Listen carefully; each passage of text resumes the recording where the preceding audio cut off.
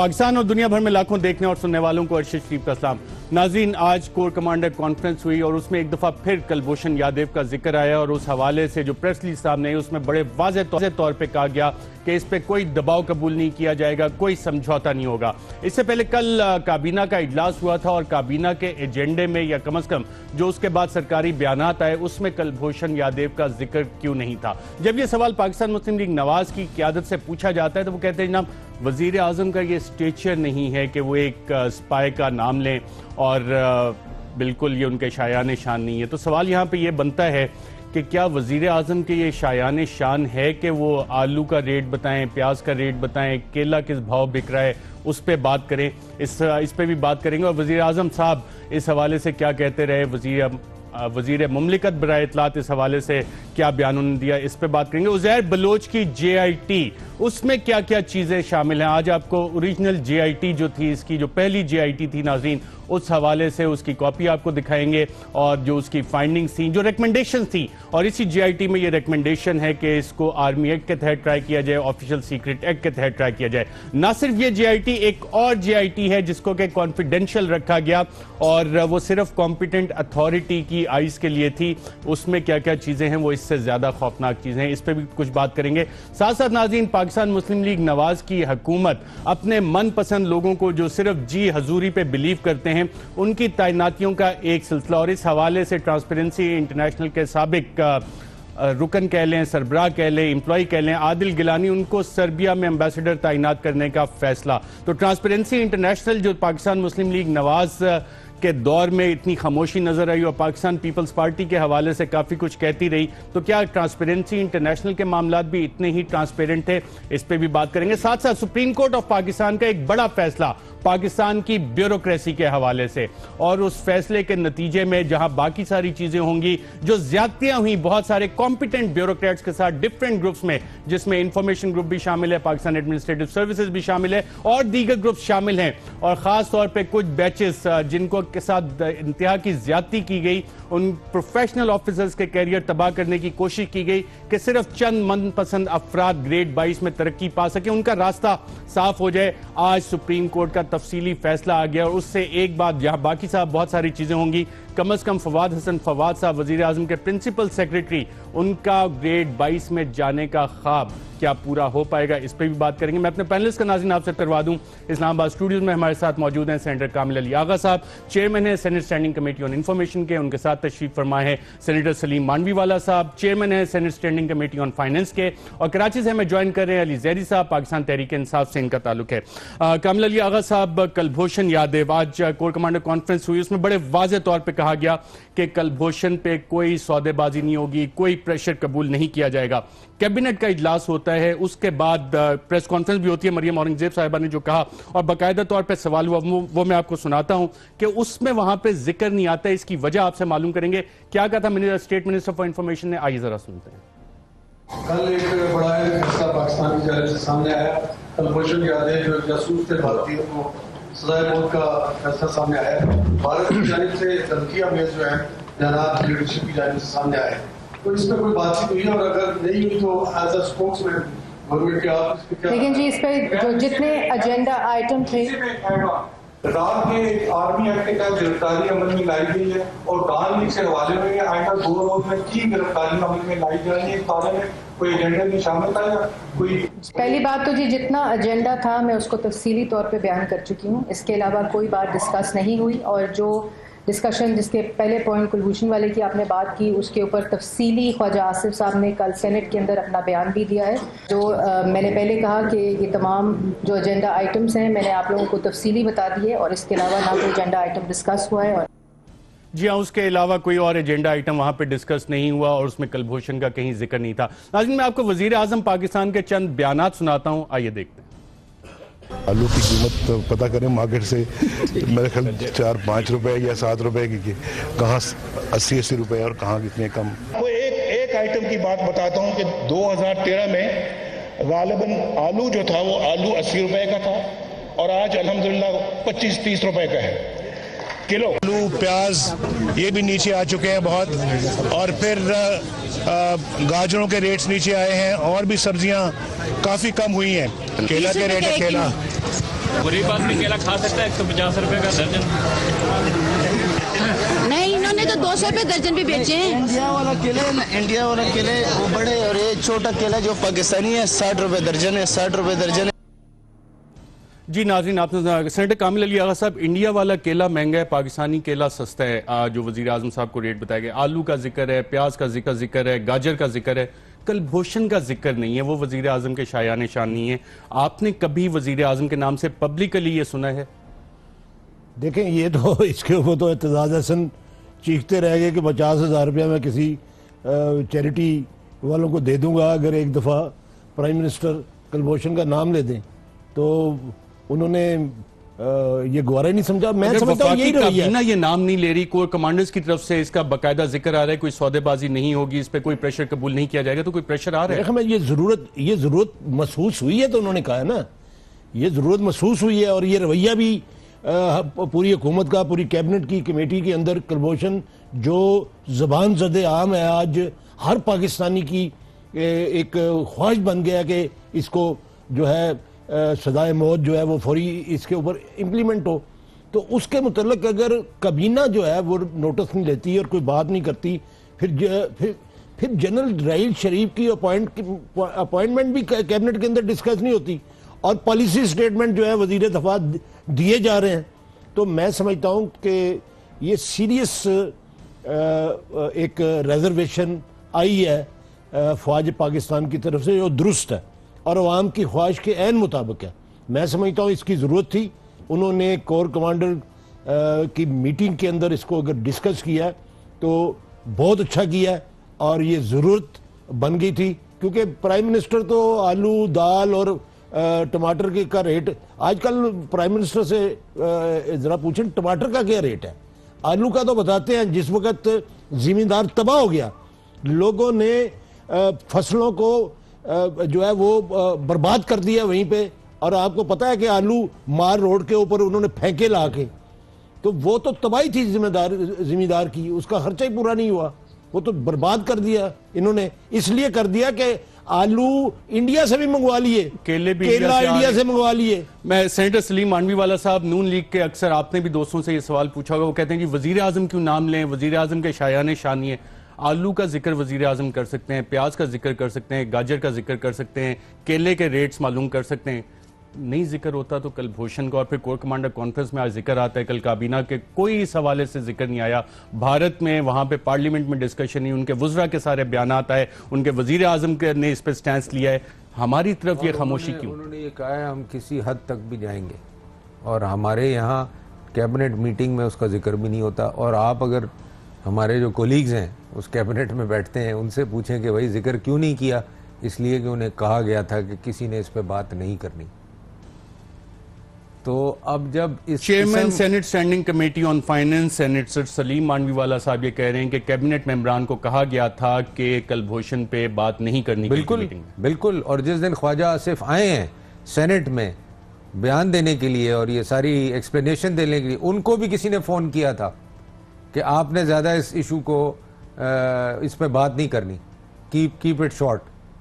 तो अब जब इस टाइप की चीज़ें हो रही हैं तो ये तो रिकॉर्ड पे है, और अगर इनसे कल इन्वेस्टिगेशन की जाए सारे कैबिनेट मेंबर से कि आपको किसने कहा था कि ये बात नहीं करनी, तो पता चल जाएगा। इंतहाई सीरियस बात। अली ज़ैद साहब, आपसे भी मैं यही सवाल करूंगा, आलू, प्याज, गाजर, केले, इन सब का रेट वजीर आजम डिस्कस कर सकते हैं, कलभूषण का नाम नहीं। और जो सेनेटर सलीम मांडवीवाला साहब ने बात की है, इंकशाफ किया है, इंतहाई खौफनाक किस्म का, क्या कहेंगे इस पे आप? अरशद, पहले मैं ज़रा आपको ऑन अ लाइटर नोट, मुझे बड़ा फ़नी लग रहा था जब आप प्राइम मिनिस्टर के क्लिप सुना रहे थे। ये वो जिनकी ये पैदावार हैं, जो इनके सियासी वालिद साहब थे ज़ियाउल हक, वो क्रिकेट डिप्लोमेसी में बिलीव करते थे। शायद ये आलू डिप्लोमेसी, गाजर डिप्लोमेसी और केला डिप्लोमेसी में बिलीव करते हैं। ये आप क्यों समझते हैं कि इनका नाम लेंगे? ये किसी को भी क्यों वहमो गुमाम में से भी अपने निकाल देना चाहिए कि प्राइम मिनिस्टर साहब जो हैं इन्होंने कलभूषण सिंह का नाम, ये कहाँ से नाम लेंगे यादेव का? इसलिए नहीं ले सकते कि ये तो मुलव्विस हैं बिजनेस वेंचर्स में उनके साथ। ये जब जाते हैं इंडिया अपने पूरे आलो हाल को लेके, खानदान को, बेटों को, बेटियों को, सबको लेके वहां जाके अपने बिजनेस पार्टनर से मिलते हैं। سعودی عرب میں ان کی مل ہے جدہ میں، وہاں پاکستانی کو نوکری نہیں ملتی. مجھے تو یہ سمجھ نہیں آیا ہو، پہلے میں اگر قطر کا لیٹر کے بجائے یہ شاید مودی کا لیٹر دکھا دیتے ہندوستان کا کہ جی وہاں ہمارے والد صاحب نے انویسٹمنٹ کی تھی، یہ تو یہ بھی کر سکتے ہیں. سو آپ ان سے ایکسپیکٹ ہی نہ کریں کہ یہ کچھ ان کا نام لیں گے. یہ بالکل ایک we are living in a fool's paradise کی اگر ہم یہ سمجھ لیں. لیکن شاید جتنا اب یہ ایشو سیریس ہو گیا، وزیر اعظم پاکستان کو شاید اس پہ کلیئر پالیسی سٹیٹمنٹ دینے کی ضرورت پڑے گی اور دینا بھی چاہیے بطور وزیر اعظم پاکستان ایک قومی سلامتی کے معاملے پہ، جبکہ چیزیں بھارت کھلے عام پاکستان کو دھمکیاں دے رہے ہیں. ناظرین، پاکستان مسلم لیگ نواز کے حوالے سے جب بھی بات آتی ہے تو ایک چیز بڑی واضح طور پہ دیکھنے میں آتی ہے کہ اپنے من پسند لوگوں کو ڈیفرنٹ جگہ پہ اپوائنٹ کرتے ہیں اور پلیسمنٹ کرتے ہیں، جس کو کہتے ہیں ریگنگ دا سسٹم، کہ جناب آپ کی جو جی حضوری کرے گا اس کو آپ وہاں پہ تعینات کر دیں اور پھر معاملات آگے چلیں گے. اس حوالے سے ایک اپوائنٹمنٹ حال ہی میں ہوئی ہے جو سربیا میں امبیسڈر لگائے جانے کا معاملہ ہے، جس پہ سینیٹر سلیم مانڈوی والا صاحب نے کافی کنسرن کا اظہار کیا ہے. ایشو کیا ہے یہ سارا؟ آپ کو اس پہ ایشو کیا نظر آ رہا ہے؟ ایشو بڑا سمپل ہے کہ ایک سربراہ ٹرانسپیرنسی انٹرنیشنل کا پاکستان میں 4 سال سے ہر چیز پہ ان کی ٹرانسپیرنسی انٹرنیشنل کے ٹھپے لگا رہا ہے. لٹرلی آپ کوئی بھی ایڈ اٹھا کے دیکھیں گورنمنٹ کا، اس پہ ہر پہ ٹرانسپیرنسی انٹرنیشنل کی سٹیمپ لگ رہی ہے. تو 4 سال سے اس نے ایک چیز گورنمنٹ کی کرٹیسائز نہیں کی، ایک چیز اس نے کوئی ایسی نہیں نکالی گورنمنٹ کے اوپر جیسے کہ پچھلی گورنمنٹ کے اوپر نکالے جاتے تھے. اور ٹرانسپیرنسی انٹرنیشنل بڑی ایکٹیو ہوا کرتی تھی. For 4 years Transparency International was dead. In fact, they were confirming and endorsing everything that the government was doing. اس کا رزلٹ سامنے یہ آ گیا کہ ان کے جو سربراہ تھے عادل گیلانی صاحب، ان کو سفیر لگا دیا گیا. تو اگر یہی اس ٹائپ کے لوگ، میں تو گورنمنٹ پہ مجھے اتنا کوئی وہ نہیں ہے، عادل گیلانی صاحب پہ مجھے شرم آتی ہے. ان کو شرم آنی چاہیے کہ بھائی آپ ایک ایسے ادارے کے ہیڈ ہیں اور آپ ایک اس قسم کی اپوائنٹمنٹ لے کے بک جاتے ہیں. اس سے پہلے بھی تو وزیر اعظم کی کسی ٹاسک فورس انسپیکشن کمیشن کے ممبر رہے ہیں. یہ نہیں، وہ تو دیکھیں that is 7 club Lahore 7 club کے اندر پائے جاتے تھے اکثر. یہ تو بات میں کئی دفعہ چینلز کے اوپر کہہ چکا ہوں کہ یہ کون سی ٹرانسپیرنسی انٹرنیشنل ہے جس کا سربراہ یہ بندہ ہے جو ان کا ذاتی ملازم لگتا ہے. ہر اس بات پہ سروے لا کے کھڑا کر دیتا ہے جس کے اوپر عام آدمی جو ہے وہ تنقید کر رہا ہوتا ہے.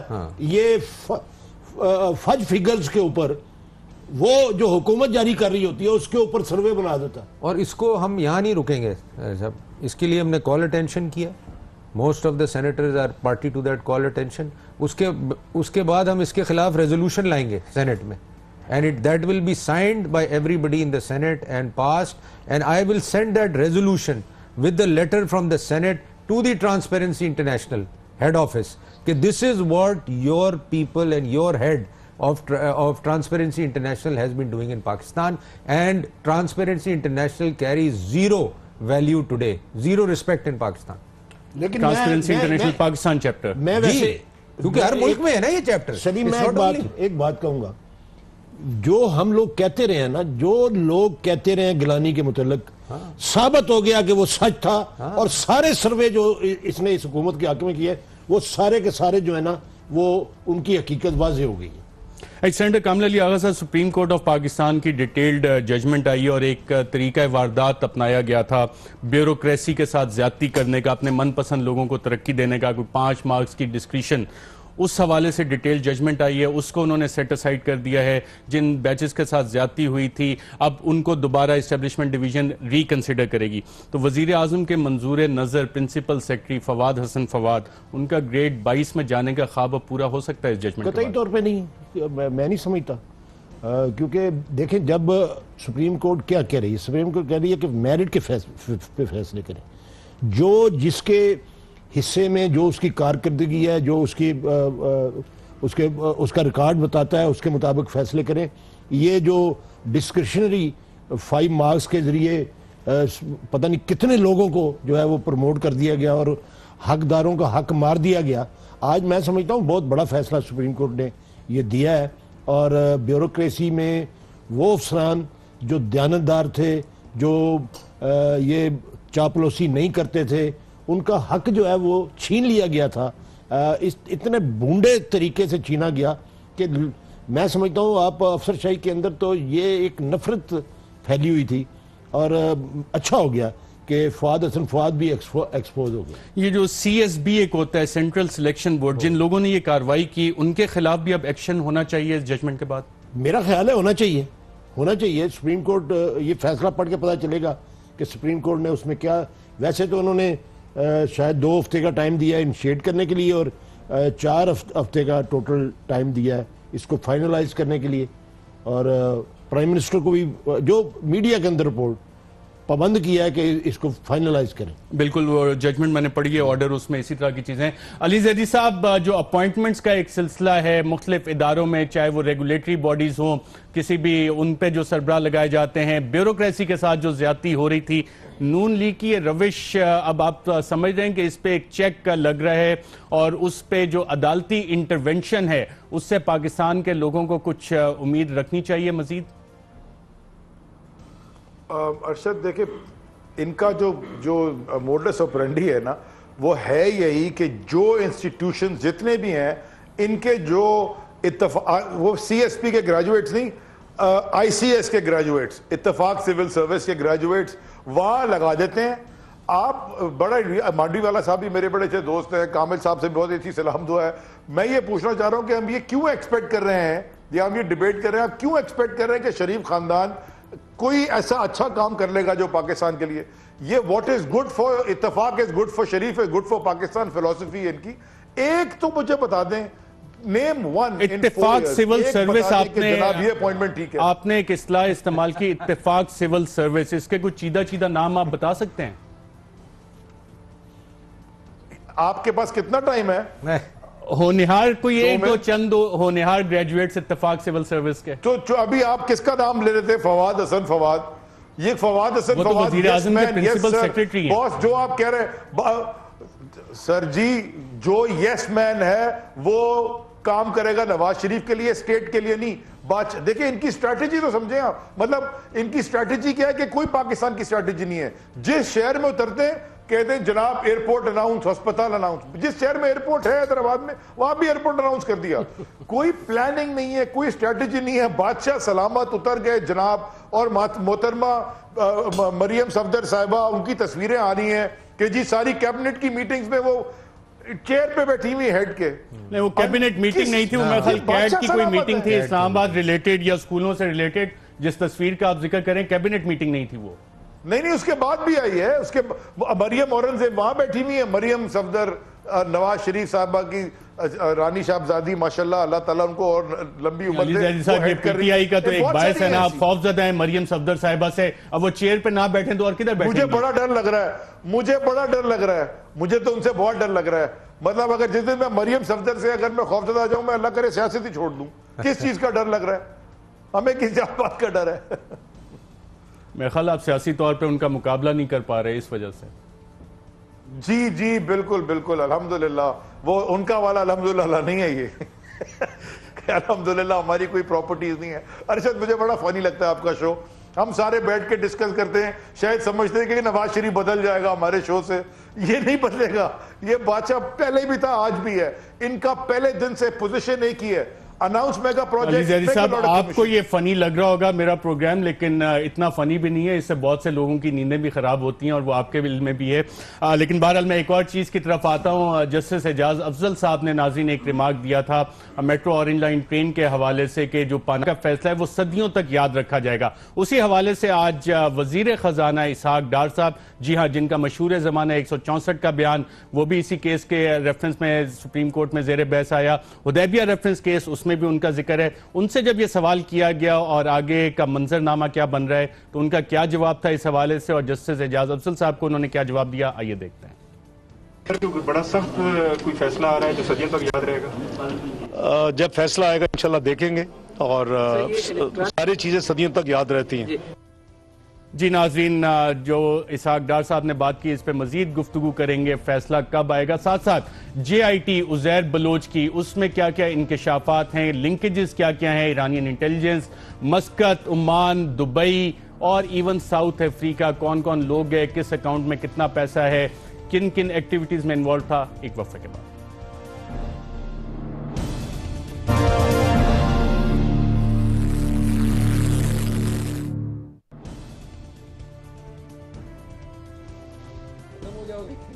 ویلکم بیک ناظرین. جسٹس اعجاز افضل خان صاحب نے اورنج لائن میٹرو ٹرین کے حوالے سے کیس کی سماعت کے دوران یہ ریمارک دیے کہ پاناما ایک شخص کا معاملہ نہیں بلکہ قانون کا معاملہ ہے, ایسا فیصلہ دیں گے جو صدیوں تک یاد رکھا جائے گا. اور آج اسحاق ڈار صاحب سے اس حوالے سے سوالات بھی ہوئے اور ان کا جواب کیا تھا, غالباً جواب ان کا جسٹس اعجاز افضل صاحب کو تھا. کیا کہا انہوں نے, آئیے ذرا سنتے ہیں.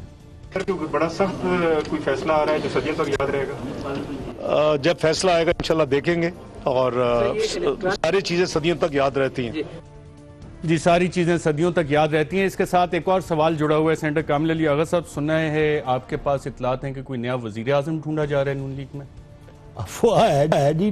اسلام آباد میں تو بہت سارے سنجیدہ جو شخصیات ہیں اور حلقے ہیں ان کے اندر یہ بات ہو رہی ہے کہ یہ اب اس کے علاوہ کوئی راستہ نہیں ہے ان کے پاس. اور پھر لوگ بہت ساری باتیں کرتے ہیں کہ پرائم منسٹر لاہور کیوں بیٹھے رہے ہیں اور وہاں پہ کیا سوچ بچار ہوتی رہی ہے, پھر مری میں کیوں بیٹھے رہے ہیں, وہاں پہ کیا سوچ بچار ہوتی رہی ہے. تو اس قسم کی باتیں تو ہو رہی ہیں. اور ویسے جو اسحاق ڈار صاحب نے ابھی بات کی ہے, اس سے آپ کو ان کی پریشانی کا اندازہ نہیں ہو رہا. یہ اڑی سی یہ دیکھیں نا کیا انہوں نے گفتگو کیا. ساری چیزیں سینکڑوں سال یاد رہتی ہیں. کون سی ساری چیزیں یاد رہتی ہیں؟ وہی چیزیں یاد رہتی ہیں. جڑا فیصلہ آئے گا تک لوانگے.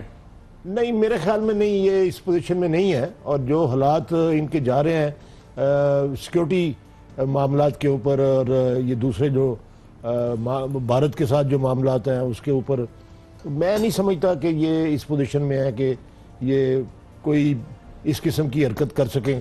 اور اب پچھلے دنوں میں آپ نے دیکھا کہ ایک دن رینجرز کھڑے تھے سپریم کورٹ کے باہر, آپ نے دیکھا, پتہ چلا تھا آپ کو.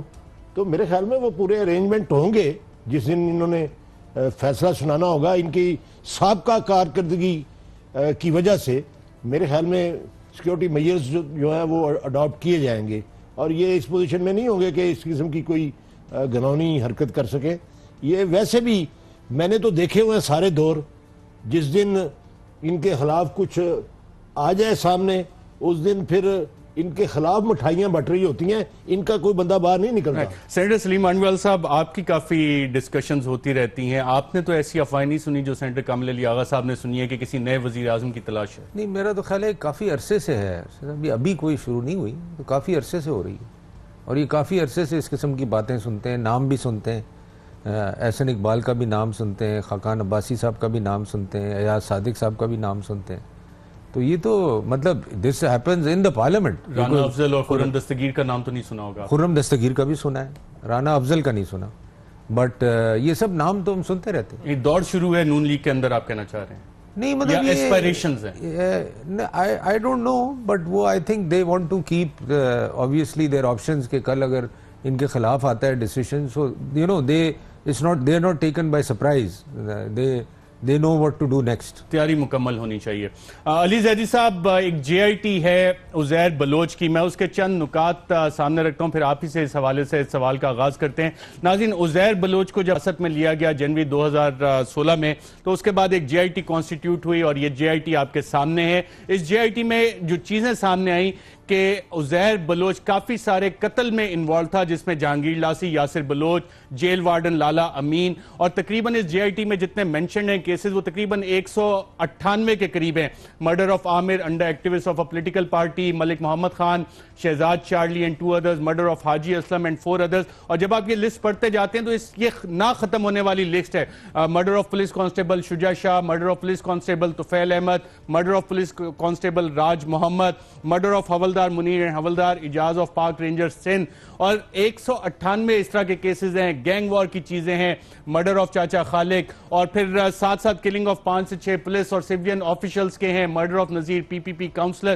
یہ ساری چیزیں اس جے آئی ٹی میں مینشن ہے. ساتھ ساتھ جو ایرانی لنکیجز ہیں اس میں جو کافی ڈیٹیلز میں بتایا گیا ہے کہ جو ایرانی پاسپورٹ بوگس طریقے سے بنایا گیا تھا اس کا رینیول کس طرح سے کروایا, پھر ایرانی پولیس نے جب چیک پوسٹ پہ ایک پکڑا عزیر بلوچ کو تو وہاں سے کس طرح طرح سے رہائی حاصل کی گئی.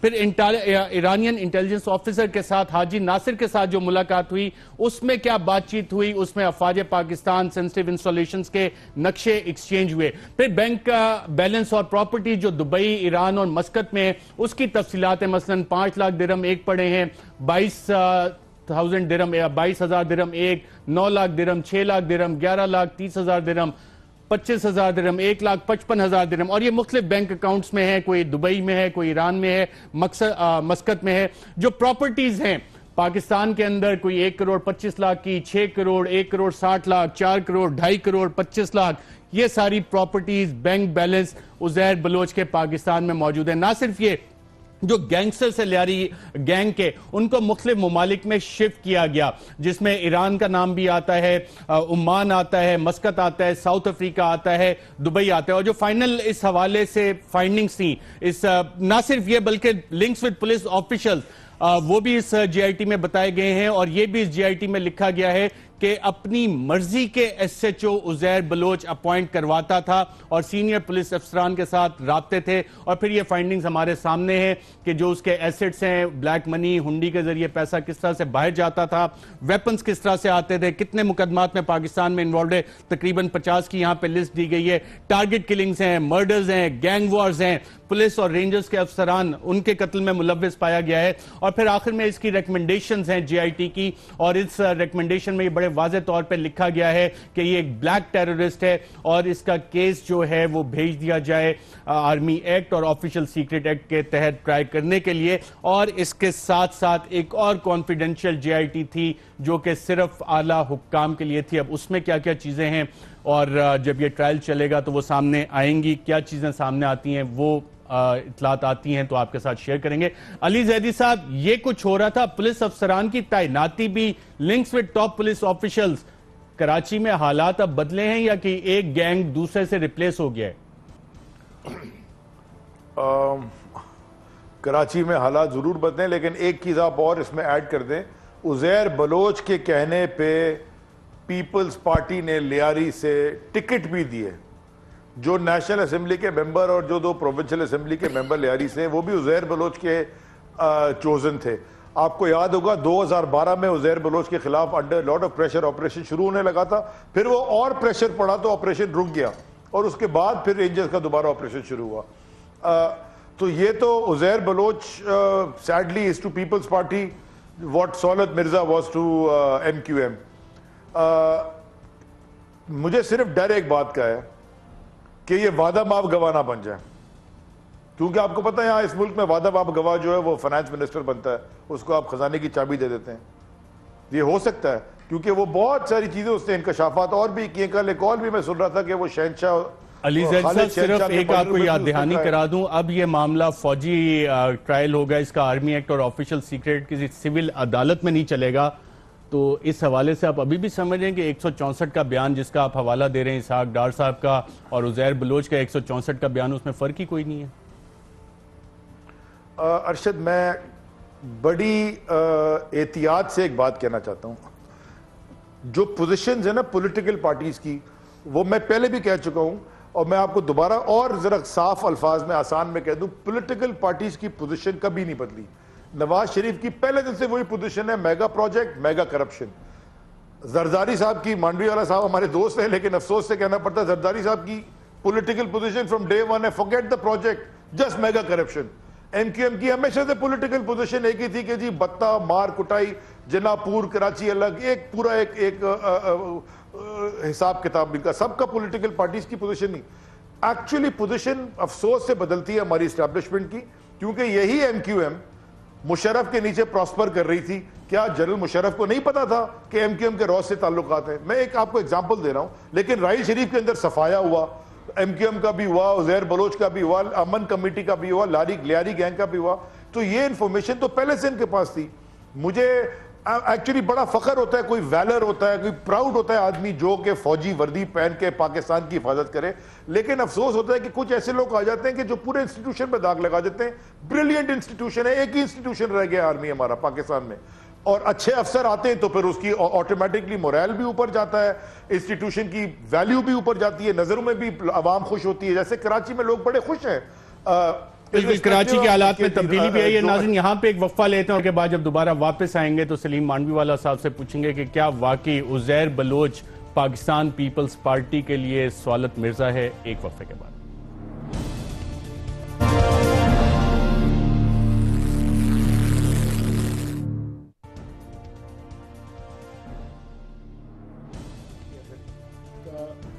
ویلکم بیک ناظرین. جو جے آئی ٹی ہے عزیر بلوچ کے اس حوالے سے علی زیدی صاحب نے ایک بہت بڑی بات کی کہ عزیر بلوچ پاکستان پیپلز پارٹی کے لیے ویسے ہی ہے جیسے سوالت مرزا ایم کیو ایم کے لیے. سینیٹر سلیم انول صاحب ایسی ہی حالات ہیں؟ صاحب دیکھیں Uzair Baloch I don't think اس کی پیپلز پارٹی میں کوئی سگنیفیکنس پہلے بھی تھی اب بھی ہے. اور ایون قائم علی شاہ جب چیف منسٹر تھے تو انہوں نے بڑا کلیئرلی اس کو کنڈیم کیا ہے. اور مجھے نہیں لگتا کہ کوئی عزیر بلوچ کا کوئی ایسا رول تھا پارٹی میں. تو میں نے کبھی اس کو کسی پارٹی میٹنگ میں آج تک نہیں دیکھا. علی زیدی صاحب کہہ رہے ہیں ایم این اے کے ٹکٹس ایم پی اے کے ٹکٹس عزیر بلوچ کے کہنے پہ. نو مجھے پتہ ہے میں نے کون ہے لیاری سے, اس کا عزیر بلوچ سے کوئی تعلق نہیں ہے. وہ زیدی صاحب مے بی ہی فیلز کہ ان کے کہنے پہ ٹکٹ دیے گئے. ناگوری ہمارا پرانا آدمی ہے وہاں کا لیاری کا. ایسی بات نہیں ہے. یہ دیکھیں اب somebody who is a gangster, he is a gangster. اب وہ کس لیول پہ چلا جاتا ہے that is his کروڑوں کی پراپرٹی اب یہ دیکھیں اب آپ مجھے یہ کہیں کہ کوئی پولیٹیکل پارٹی اس کو یہ پراپرٹیز لے کے دے رہی تھی یا یہ پیسے بنا کے دے رہی تھی, میرا نہیں خیال کہ کوئی ایسا رول تھا. اگین جیسے میں آپ کو ہمیشہ کہتا ہوں corruption is a personal agenda. آپ اگر کرپشن نہ کرنا چاہیں تو آپ کو کوئی نہیں کہتا کہ آپ کرپشن کریں. آپ اگر کرپشن کرنا چاہیں تو کوئی کہتا نہیں ہے. پاکستان میں جیسے حالات ہیں اس میں تو نہیں بہت سے ایونیوز ملتے ہیں اگر آپ کرنا چاہیں تو. نہیں وہ تو یہاں پاکستان میں کیوں, ہر ملک میں ملتے ہیں, ہر ملک میں, یونائٹڈ اسٹیٹس میں ملتے ہیں. سینیٹر کامل علی آغا صاحب آپ وکیل بھی ہیں. علی زیدی صاحب نے ایک اور بہت امپورٹنٹ بات بیچ میں چھوڑی ہے, وعدہ معاف گواہ کا ذکر کیا علی زیدی نے. عزیر بلوچ وعدہ معاف گواہ بن سکتا ہے فوجی عدالت میں؟ دیکھیں عدالت کا کام تو یہ نہیں ہوتا. سول کورٹ کے اندر بھی کورٹ جو ہے اس بات کی کو انشیئر نہیں کرتی, یہ پروسیکیوشن کرتی ہے. تو میرا نہیں خیال کہ پروسیکیوشن اس قسم کے کیس میں ملٹری کورٹ کے اندر, کیونکہ یہ پیورلی وہ جو ملٹری کی اپنی کورٹ ہوگی جس کے اندر کورٹ مارشل ہوتا ہے, وہاں پہ یہ کیس چلے گا. اور وہاں مزید چیزیں باہر آ سکتی ہیں کہ لنکیجز کون ہیں, اگر چیزیں نام اس نے عزیر بلوچ نے جیسے 164 کے بیان میں منشن کیے ہیں وہ سارے بھی اس میں روپن ہو سکتے ہیں کہ یا یہ کیس ایز اے سپائی چلے گا جو اسپیناج اور سیبوٹاج میں انوالو تھا, بس وہاں تک معاملہ ہے. نہیں, یہ اسپیسیفک جو پروسیکیوشن جو استغاثہ لے کے جائے گی اس سے ادھر ادھر نہیں ہوگا. استغاثہ میں تو یہ جے آئی ٹی پڑی اور اسی میں لکھا ہوا ہے آرمی ایکٹ اور آفیشل سیکرٹ ایکٹ, اور اس میں بڑی خوفناک چیزیں ہیں. اسی کے اوپر استغاثہ بننا ہے, اسی کے اوپر استغاثہ تیار ہوگا اور وہی وہاں پہ پیش ہوگا اور اس کو بڑا سیدھے طریقے سے پیپلز پارٹی کی لیڈرشپ کے لیے تو کوئی خطرے کی بات نہیں ہے. وکیل مہیا ہوتا ہے, وکیل کو آزادی ہوتی ہے, کراس ایگزامینیشن کرے, سب کچھ کرے اور ڈیفنس بھی پیش کرے, لیکن اس میں وہ پولیس جو ہے کی ہینکی پینکی نہیں چلتی. جس طریقے سے کیسز کو تباہ کر دیا جاتا ہے کورٹس کے اندر جا کے, جیسے پہلے ہوا ہوگا. پہلے عزیر بلوچ کا جو ابھی کیس جو ہے ایک بڑا اہم کیس تھا اس کے خلاف, وہ اس میں بری ہو گیا ہے. تو وہ کس نے کیا ہے؟ بالکل ٹھیک. ایک اہم سوال جس کا لوگ جواب جاننا چاہ رہے ہیں, عزیر بلوچ کے کیس کا جو ٹرائل آرمی ایکٹ کے تحت, اس سے پاکستان پیپلز پارٹی کی قیادت کو تو کوئی خطرہ نہیں ہے؟ نہیں, میرا خیال ہے کہ اس میں کچھ لوگوں کا جو اب 164 کی جو سٹیٹمنٹ آئی ہے جو شنید ہے کہ اس میں بہت سارے لوگوں کا نام ہے, تو اس کے اندر بھی کچھ ریکمینڈ کیا ہوا ہے کہ ان لوگوں کے سے بھی انویسٹیگیٹ کیا جائے. تو وہ انویسٹیگیشن ہوگی اور اگر کوئی بے گناہ ہے تو اس کو کوئی ڈر خوف نہیں ہوتا. ڈر خوف نہیں ہونا چاہیے. علی زیدی صاحب پیپلز پارٹی کی قیادت کو تو خطرہ نہیں ہونا چاہیے, دونوں ہمارے پینلسٹ ایگری کر رہے ہیں. آپ بھی اس سے ایگری کریں گے کہ پاکستان پیپلز پارٹی کی قیادت 164 کا بیان, اس طرح کے کئی بیانات آتے ہیں, کیا ہو جاتا ہے؟ دیکھیں یہ تو اب آپ نے کہہ دیا کہ جی ملٹری کورٹ ڈیسائیڈ کرے گا, لیکن مجھے اچھی طرح پتہ ہے اور سب کو پتہ ہے, آپ کو بھی پتہ ہے, آپ کے بعد آرکائیوز میں ہوں گے. عدیل کو بولے بھی نکال کے چلا دے گا کلپس کہ عدی بھی وہاں گئی تھی اور قائم علی شاہ بھی وہاں گئے تھے اور کون کون سے پیپلز پارٹی کے وہ گئے تھے. اور آپ لوگوں کے بہت سارے اینکرز جب اس کو انٹرویو کرنے جاتے تھے تو لیاری کا کیا حال تھا اور کس طرح وہ پروٹیکشن میں رہتا تھا. اور حکومت تو پیپلز پارٹی کی تھی, تو اگر ایک گینگسٹر تھا اور حکومت میں سی ایم صاحب کو شاید ہی نہیں پتا کہ وہ کس طرح کتنے باڈی گارڈز اور پولیس سیکیورٹی سارا کچھ اس کو اس وقت ملا ہوا تھا, تو وہ کیسے ملا ہوا تھا. میں خالی آپ کے پروگرام کے توسل سے ایک درخواست کرنا چاہتا ہوں ملٹری کورٹس کے حوالے سے, کیونکہ اب ملٹری کورٹس میں ہی اب لگتا ہے ہمیں کام ہوگا, کیونکہ یہ پرائم منسٹر تو نام لے نہیں سکتے تھے یادیو کا. 2 کیسز میری درخواست ہے ملٹری کورٹس اور اٹھا لے پلیز, درخواست ہاتھ جوڑ کے. ایک ہے بلدیہ ٹاؤن کا کیس اور دوسرا ہے ماڈل ٹاؤن میں جو فائرنگ ہوئی تھی وہ کیس. پوری دنیا کو پتہ ہے کیا ہوا تھا. میری درخواست ہے ملٹری کورٹ سے اٹھا لیں, اس سے بھی یہ بہت بڑے دہشت گردی کے واقعات تھے, دن دہاڑے لوگوں کا قتل ہوا, اس میں بھی انصاف لوگوں کو چاہیے. ناظرین ایک اور اہم معاملہ, بالکل ایک اور اہم معاملہ ایف بی آر, اور ایف بی آر کے حوالے سے سینیٹر سلیم مانوی والا صاحب نے کچھ بیانات بھی دیے کہ بزنس مینوں کو ہراساں کیا جا رہا ہے. یہ کیا معاملہ ہے؟ آپ نے کہا کوئی کمشنرز بھی انوالوڈ ہیں کرپشن میں ایف بی آر جیسے ادارے میں. ایف بی آر جیسے ادارے میں تو مطلب it's a long story of corruption. دیکھیں ہماری ایک کمپنی آرڈیننس کی ہیئرنگ تھی کراچی چیمبر میں, اس میں ہمارے کچھ سینیٹرز بھی گئے تھے اور basically that hearing was to hear different people regarding the company ordinance. وہاں جب ہم گئے تو سارے سٹاف نے اور سارے ممبرز نے بلیک بینڈز پہنے ہوئے تھے, تو وی ور آل کنسرنڈ کہ why is everybody wearing, کوئی فوتگی ہو گئی ہے, کیا ہو گیا ہے کوئی تو پوچھا انہوں نے یہ کہ جی ہم ایف بی آر سے تنگ آ کے یہ بلیک بینڈ ساری چیمبرز میں, not only Karachi chamber, Faisal آباد چیمبر, لاہور چیمبر, جتنی چیمبر 30 چیمبرز نے یہ بلیک بینڈز پہنے ہوئے ہیں روز. اور آج سنا ہے کوئی انہوں نے پریس کانفرنس بھی کی ہے اور 28 کو وہ آ رہے ہیں سینٹ کمیٹی فائنانس کی میٹنگ میں اپنی ہارفائنگ سٹوریز بتانے کے لیے. اور آپ اگر بزنس مین سے کسی سے بات کریں, وہ کہہ رہے ہیں میں صبح جب اٹھ کے دفتر جاتا ہوں تو مجھے آج اس انتظار میں ہوتا ہوں کہ آج ابھی کوئی نوٹس آئے گا, اور کوئی ایسا دن نہیں جاتا کہ جو نوٹس نہیں آتا. اور ہر بزنس مین نے اب پرماننٹلی وکیل رکھ لیے ہیں جو کہ سٹے آرڈرز لے رہے ہیں اگینسٹ دیز نوٹسز. میں نے سارے یہ نوٹسز بھی منگائے, میں نے سارے سٹے آرڈرز بھی منگائے, اور میں نے کہا ہے جی آپ لوگ آ کے in front of F P R اپنی کہانی سنائیں تاکہ دنیا سنے کہ بزنس کمیونٹی کے ساتھ کیا کیا جا رہا ہے.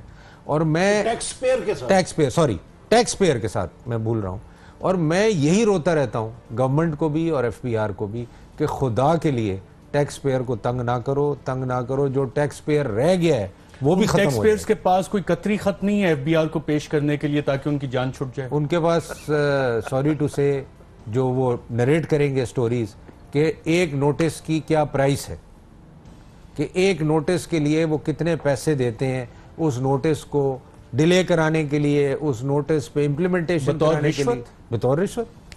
اچھا یہ جب آپ ان کو کہیں کہ یار آپ آ کے بتاتے کیوں نہیں ہیں, تو وہ کہتے ہیں یار ہم آ کے بتائیں گے تو ہمارا اور جینا حرام ہو جائے گا. سینیٹر کامل علی صاحب, نون لیگ کی تو ریپوٹیشن تھی, یہ تو بڑی بزنس فرینڈلی قسم کی حکومت ہے, اور جتنے بزنس مین ہیں وہ قطری خط کیوں نہیں پیش کر دیتے, کیوں سینیٹر سلیم مانوی والا صاحب کی کمیٹی کو تنگ کر رہے ہیں؟ جب اداروں کے اندر اپنے چہیتے مسلط کریں گے آپ اور وداؤٹ میرٹ کریں گے, اور ادھر سے انفارمیشن ڈپارٹمنٹ کا فنانس میں بھیج دیا, فنانس کا لا کے انفارمیشن میں ڈال دیا اور وہاں سے وہاں پہ ڈال دیا, یہ جب حرکتیں ہوں گی تو وہ بوجوہ ہوتی ہیں, بلا وجہ نہیں ہوتی.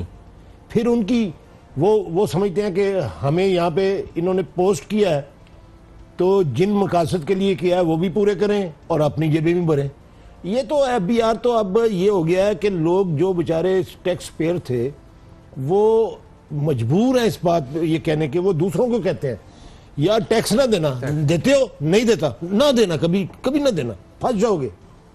اور جو ٹیکس دیتے ہیں صرف ان کا آڈٹ ہوتا ہے, جو ٹیکس نہیں دیتے وہ تو آڈٹ میں بھی نہیں آتے. یہ تو ایزی منی ہے نا, دونوں کام کر لیے, کچھ سرکار کے کھاتے میں ڈال دیا کیونکہ ریکوری نہیں ہو رہی, ان کی ٹارگٹ پورے نہیں ہو رہے, ٹارگٹ اچیو نہیں ہو رہے. تو یہ طریقہ کار بڑا آسان ہے کہ اپنی کاروائی ڈالنے کے لیے آفیشل کرتے ہیں کہ کچھ जमा करा दिया और ज्यादा खा लिया। अली ज़ाहिर साहब, वेरी क्विकली, मेरे पास 10-15 सेकंड है। आप ये बिजनेसमैन जो हैं, इनको कतरी खत की आप कॉपीज बतौर पीटीआई क्यों नहीं जमा करवाते ताकि एफबीआर इनकी जान छोड़े? एक प्रेसिडेंट है, वजीर आजम के खानदान ने पेश किया है, तो बिजनेस कम्युनिटी एफबीआर को ये खत क्यों नहीं पेश करती? मेरे ख्याल में एक बड़ा अच्छा बिजनेस आइडिया आपने दे दिया है। सारे मिडिल ईस्ट के जितने एयरपोर्ट हैं सब पे खोखे लगा लेते हैं, वहां पे जो जा रहा होगा पाकिस्तान बोलेंगे खत ले जाओ यार। राइट, अली ज़ाहिर साहब, सेनेटर सलीम अनवर साहब, सेनेटर कामरा साहब, सबका प्रोग्राम में शिरकत का शुक्रिया। नाज़रीन, आज के लिए इतना ही, इजाजत दीजिएगा। अल्लाह हाफिज।